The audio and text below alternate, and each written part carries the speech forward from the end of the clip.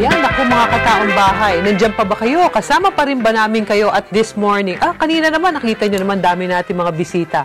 Huwag kayong masihan pa doon dahil meron ba tayong darating?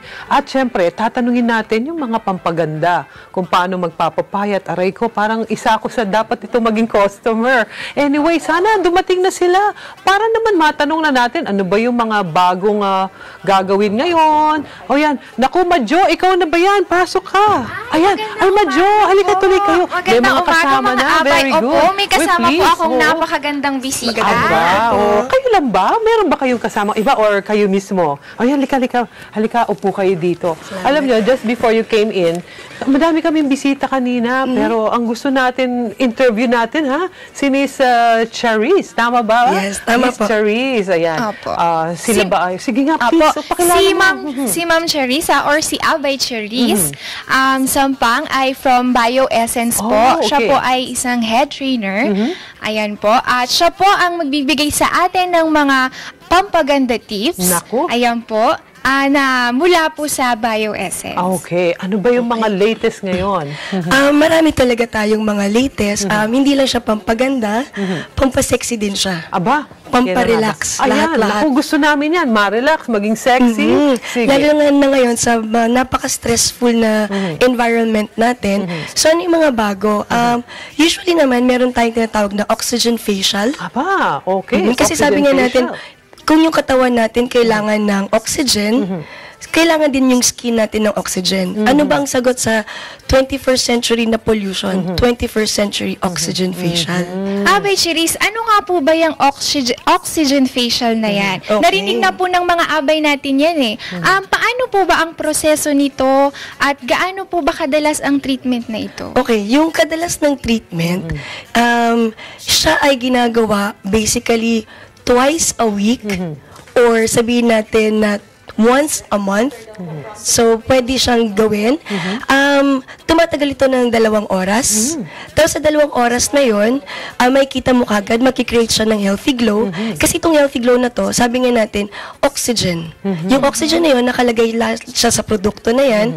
Pag nilagay natin yan sa ating muka, nagkikreate agad ng healthy glowing skin. Ibig sabihin, pagka oxygenated yung skin, by making use of itong oxygen facial treatment na sinasabi mo, ramdam na agad, kita na agad? Kita mo kagad, especially on the first 3 hours, may kita nyo kagad yung highlight ng yung skin. It's glowing. Baka naman first 3 hours lang. What happens sa 4th hour? That's very good. That's a very good question. Yung 4th hour, habang gumaganda, habang tumatagal, paganda ka ng paganda. Sabi nga nila, at age 20 nga daw, beauty is given.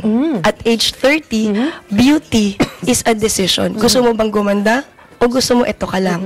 At age 40, beauty is a commitment. At age 50, beauty is an investment. Parang inubo ko dyan. Kasi, kasi Oo. di ba sabi natin, at 50, dun pa lang natin na-realize na meron akong fine lines, meron akong mga bulges dito. Why start late? Pwede naman tayo mag-start early. Ibig sabihin talagang the earlier the better. Pwede isa ba itong prevention din? Ano pa po ba, Abay Charis, ang iba't ibang uri ng mga facial treatment? At saka, gaano po ba talaga kadalas dapat nagpapa-treatment? Sa dalas ng treatment, kung may problema yung mukha natin, Abay Madjo, ang ginagawa natin, once a week talaga siya.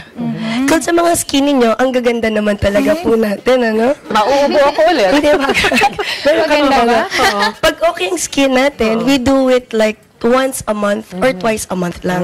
So once or twice a month is good enough for maintenance. For maintenance. Then different kinds of treatment. We have diamond peel. We also have yung mga nagsasag na skin. So meron tayong non-surgical facelift and we call it thermalift.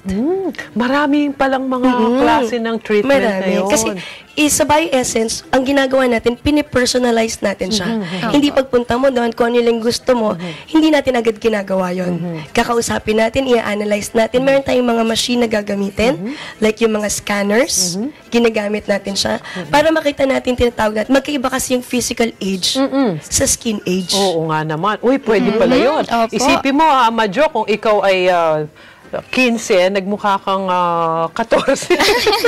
Oo.